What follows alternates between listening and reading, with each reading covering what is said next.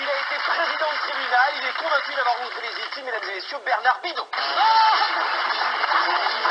Bonsoir. Bonsoir. Bienvenue. Bonsoir Bernard Bidot. Bonsoir. Laurent le disait, vous étiez magistrat, oui. Vous avez présidé un tribunal, et puis vous avez décidé en 1976 d'écrire un livre sur ces témoignages d'enlèvement dont on vient de voir quelques exemples. Et là, il s'est passé quelque chose de vraiment étrange. J'ai rencontré les hommes en noir. Donc, évidemment, je peux pas... Les mêmes que tous ceux dont on a entendu parler. Exactement, exactement. Ils n'étaient pas deux, ils étaient trois, comme il l'a signalé tout à l'heure. Il est certain que ça fait un drôle d'effet. On a beau étudier ce phénomène sur le coup, j'en avais jamais entendu parler, parce qu'on n'en parlait pas encore, si vous voulez. C'est après que je me suis rendu compte que dans les livres, on en parlait. Il y avait beaucoup de gens dans le monde qui disaient rencontrer ce genre de personnage. Quelqu'un a posé la question tout à l'heure, savoir comment on pouvait correspondre avec eux. En fait, ils ne parlent pas. Ils transmettent par transmission de pensée. Télépathique. C'est-à-dire qu'on reçoit, si vous voulez, le message en français, si on est français, même en français, vous recevez le message dans votre tête.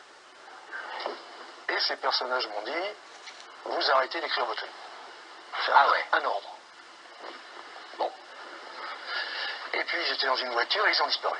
La voiture a disparu, tout a disparu. Je conduisais, donc je me suis arrêté pour voir si j'étais pas fou. Et quelque chose qui a été dit aussi tout à l'heure, c'est qu'il n'y avait plus de circulation. Et c'était dans la région parisienne à midi, là il n'y a plus de circulation. J'ai l'impression d'être dans un autre temps, si vous voulez. Et j'ai pas écouté, si vous voulez. J'ai continué à écrire mon livre. Pourquoi vous n'avez pas écouté? Parce que je me suis dit, c'est que j'ai rêvé, il y a quelque chose qui ne va pas là. Ah. J'ai continué à écrire mon livre et je suis tombé très gravement malade. Il a fallu me supprimer l'audition dans l'oreille gauche. Une sorte de symbole, je n'avais pas écouté. Vous voyez ce que je veux dire? Ben, c'est comme ça que Vous l'avez interprété. j'ai arrêté d'écrire mon livre. Point. Parce que vous avez eu peur? Ah ben il vaut mieux, vous savez, ils étaient vous savez, ces personnages, on sentait bien qu'ils n'étaient pas humains, il y avait quelque chose qui... Vous, ce on est clair, vous pensez que les E.T. existent parmi nous aujourd'hui, dans la population, si j'ose dire? E.T. ça veut dire extraterrestre, et je ne suis pas persuadé qu'il s'agit d'extraterrestres. Et à mon avis, il est possible qu'il y ait des extraterrestres qui viennent d'autres planètes, admettons. Nous visiter, quoi. Nous visiter, bon. Mais il est possible aussi qu'il y ait autre chose. On a affaire, je crois là, à un phénomène énorme, incompréhensible, mais à une intelligence supérieure qui nous visite depuis des milliers d'années. Donc, ils sont là. Ça fait très longtemps qu'ils sont là. Mais qui Ils, ce que vous appelez des ovnis, ce phénomène, moi j'appelle ça un phénomène global, si vous voulez. Il englobe, si vous voulez, aussi bien les hommes en noir que tout ce que vous voulez, les enlèvements, tout ça, ça fait partie du même phénomène. Un jour, j'ai rencontré un officier supérieur de la gendarmerie qui s'occupait du phénomène des enlèvements, et il m'a dit, ce phénomène est tellement dramatique sur la planète que les gouvernements, pour ne pas semer la panique, préfèrent étouffer le phénomène en entier pour ne pas arriver à parler de ce phénomène d'enlèvement, qui lui, croyez-moi, est dramatique. Pourquoi c'est dramatique?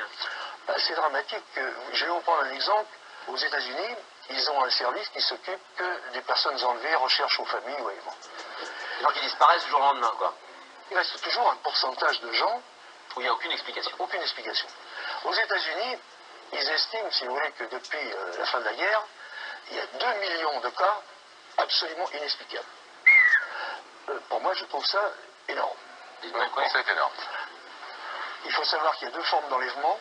Il y a les enlèvements définitifs, dont on vient de parler très rapidement, et il y a aussi les enlèvements provisoires, ce qu'on appelle les abductés. C'est-à-dire tous les gens qui disent avoir été emmenés dans leur chambre, dans un engin, avoir subi tout un tas d'expériences. Vous ne pensez pas, par exemple, que le fait qu'on lise des récits d'enlèvement fait que certaines personnes impressionnables peuvent ensuite se persuader qu'elles ont été enlevées et puis raconter un peu la même chose? Si vous voulez, je vais vous donner 2 ou 3 exemples. En 1915, vous avez 23 soldats anglais qui regardent manœuvrer 800 autres soldats. Il y a un brouillard qui arrive, les soldats passent dans le brouillard, plus personne. On n'a plus jamais retrouvé. 800 ont disparu. 800, mais d'un seul coup. Avec les armes et la bagage, etc. En 1970, le sous-marin français, je parle que des Français, Eurydice, en 1970, face à Saint-Tropez, vous connaissez aussi Saint-Tropez, c'est pas profond. Non. Il a disparu complètement. Quand c'est bien. des sous-marins atomiques américains, russes, des cuirassés. La Lloyd, qui est la plus grosse assurance anglaise, estime à entre 150 et 300 bateaux de 5000 à 10 000 tonnes qui disparaissent par an. Waouh, waouh, waouh. C'est pas du piratage, c'est pas des choses comme ça, parce que Le phénomène est trop gros. est trop gros, puis surtout, tous les bateaux, quand ils ont un problème, ils lancent des SOS, et là, il n'y a jamais de SOS.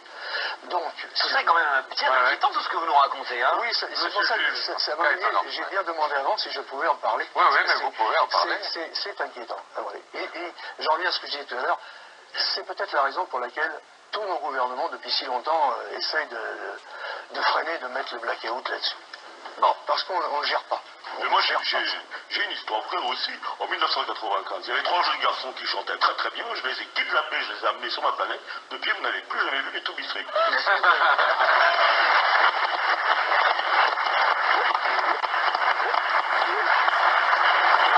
Un mot de la fin humoristique, ça fait du bien, parce que c'est vrai que c'est... Ce soir, on avait envie, il n'y a pas photo, de prendre le dossier à bras-le-corps et d'en parler, même si on a fait quelques incursions dans l'humour, comme d'habitude. Mais c'est vrai que tout ça est quand même bien troublant. En tout cas, c'était bien intéressant. Merci Bernard Bidot. Merci Bernard Bidot.